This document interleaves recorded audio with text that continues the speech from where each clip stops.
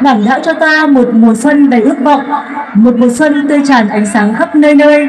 Đảng đã đem về tuổi xuân cho nước non, vang tiếng hát ca chan chứa niềm yêu đời.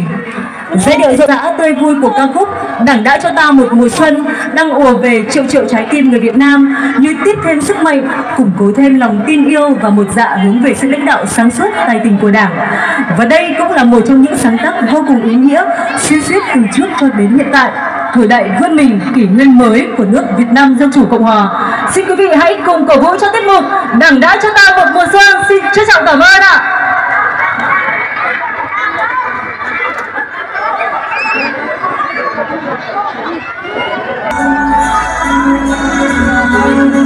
Thank you.